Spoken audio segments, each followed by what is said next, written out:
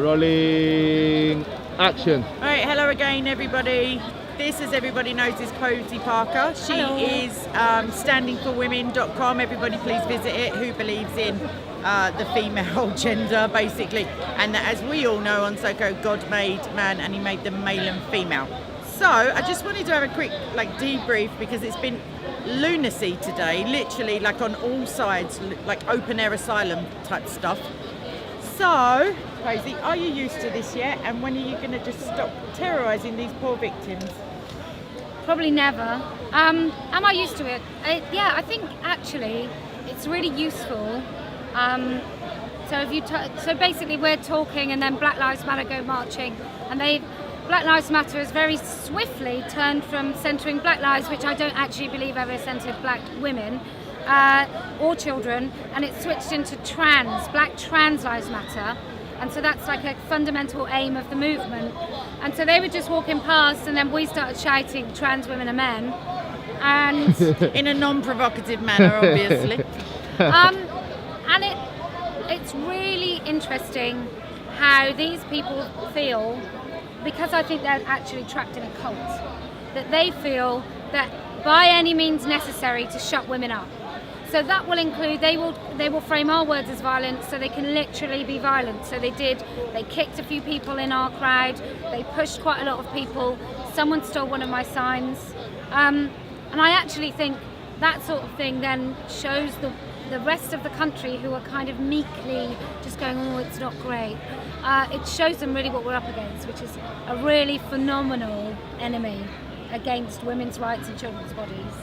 Okay, so what I'd add to that is you may have seen Posy on the mainstream, but then again you may not have. If you rely on not paying a TV licence, which you all shouldn't, including pensioners, please God don't do it. I'd love to see you all in court, literally.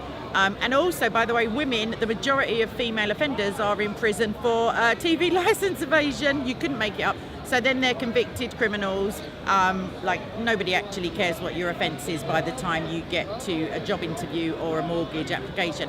So you may not see this stuff on the mainstream. The bottom line is, as we all know again, women are women. I gave a little tiny speech for Posy's videos and organisation, but I'll just say it again, and you may understand me or you may not. The testicular fortitude of these ladies who say that they want to be ladies, but they're other female-born humans. It's hateful to say that only women get cervical cancer, for example. You may not have got the memo. I did, and immediately threw it in the bin. So I can't swear. I can, but I'm going to do that off camera. Please consider your daughters, your sisters, your aunties, your grandmother. Come on, your elderly grandmother is a woman. There is no, if she wanted to be called Henry tomorrow, she is still a woman. If she had some hugely dramatic physical surgery which didn't reduce her potential for suicide as a body dysmorphic transgender person, she would, unfortunately, Grandma, still be a woman. And more importantly, with talking about your grandmothers, this is really important, that what she can no longer do, if men can just identify as women, she can no longer ask for somebody who comes in her home to take care of her because she can't take care of herself anymore. She can't insist on a woman and guarantee that she gets a female. She can't do that anymore. She can't be on a hospital ward and guarantee that there isn't a man calling himself a woman in the next because she's a next bigot. bed. Obviously bigoted. This is impacts. So somebody calls it death by 1,000 cuts. That's pretty much what's happening to women's rights. It's tiny little incremental changes. Soon, for the Muslims that gather here, it's going to be bigoted and wrong for them to stop a man in a hijab sitting on the wrong side of the mosque. Yep. So it's going to hit everyone. It's going to be in your kids' schools. Please, if you haven't done it already, ask for a copy of what your kids are learning in PSHE and RSE. It's fundamental that you do this. I mean, you and I have different ideas about religion, but this is a new religion that you can't object to. You can stop probably your kids learning about certain faiths. You can stop that. You can't stop them learning that trans women are women and it's possible to change your biological sex. You can't stop it. So just another quick couple of thoughts. If a man decides to become a man who no longer has a penis and has a constructed vagina surgically, he still has the same bone density and the same DNA that he was born with. If he then chooses potentially to become an MMA fighter, he is battering women. Like, there's no other way around it. He's obviously going to win because he is stronger. Like, there's nothing sexist about saying that men are typically stronger physically than women. Not emotionally, I'd add, but then I'm a sexist, racist bigot, obviously. So, like, yeah, little girls and little boys. There's a 6-year-old boy at the moment in America who the court has deemed that his mother has the right to make him into a girl against his father's wishes and against his express wishes. He's a 6-year-old boy. Like, when I was 6, I thought I was an astronaut for a whole week. My mother didn't phone NASA. What? I know, she's a bigot, a racist. Mum, call yourself a Christian. Anyway, the point is that children, like, even if this child wanted to be a girl, he's a child, and that's why we don't give children the rights that we give to adults.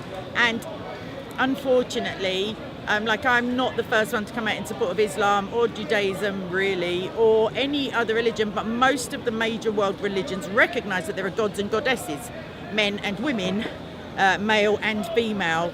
And to say that there are 73 genders, to go by what Facebook says, please, people, it's pictures of dinner.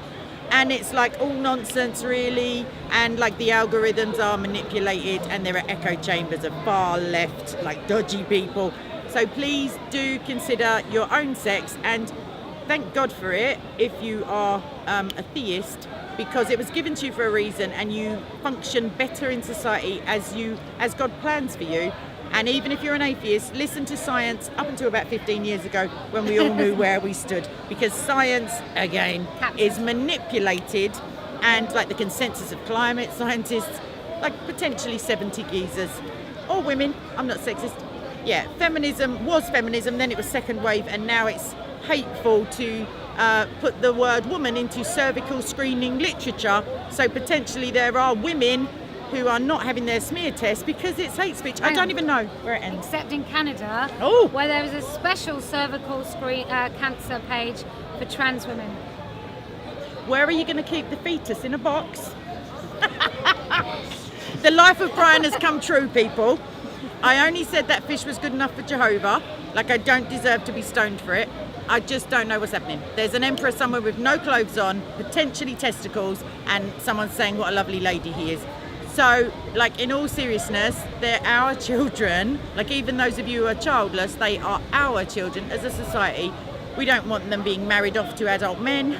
We don't want them being sexualized and abused, because it's abuse to teach a child something that's unnatural. There's a tiny little drag queen in America who's like dancing provocatively for men and getting money, and everyone thinks it's a hoot. There are women jumping up in defense of drag queens. The NSPCC, the National Society for the Prevention of Cruelty to Children, you can make it up, has partnered with Drag Queen Story Hour UK, which is a lot of people with testicles and big eyelashes teaching them about gender in public libraries.